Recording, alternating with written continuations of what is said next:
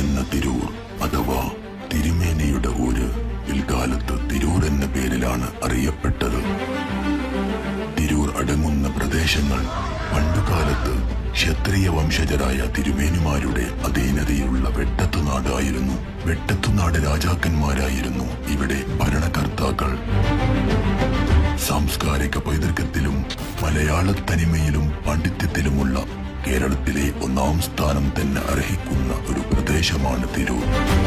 വിദ്യാഭ്യസിക്കാൻ മുൻകാലങ്ങളിൽ ഈ പ്രദേശത്ത് മാത്രമേ പഠനക്കളരികളും സൗകര്യങ്ങളും ഉണ്ടായിരുന്നുള്ളൂ. മതപഠനത്തിനായി തലക്കെടുത്തൂർ, കൂട്ടായി, പറവണ്ണ എന്നീ പള്ളികൾ കേന്ദ്രീകരിച്ച് പ്രഗത്ഭ പണ്ഡിതന്മാർ ദർസുകൾ നടത്തിയിരുന്നു. AD 15-ാം നൂറ്റാണ്ടിന് മുൻപ് തന്നെ ഇവിടെ നിരവധി എഴുത്തുകളരികൾ നിലനിന്നിരുന്നതായി ചരിത്രം രേഖപ്പെടുത്തുന്നു.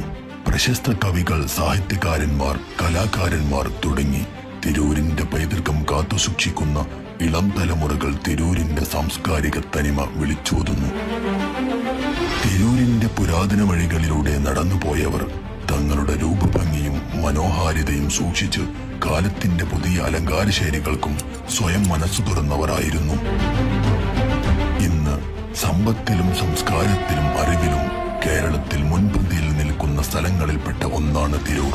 വർഗീയ വികാരങ്ങൾ വിതക്കാൻ ചിലർ ശ്രമിച്ചെങ്കിലും നാടിന്റെ നന്മയ്ക്ക് വേണ്ടി ഇവിടുത്തുകാർ വർഗീയതയെ പടിപ്പുരക്ക് പുറത്തു നിർത്തി മതസൗഹാർദ്ദം സ്ഥാപിച്ച് നിരവധി തവണ മാതൃക കാണിച്ചിട്ടുണ്ട്.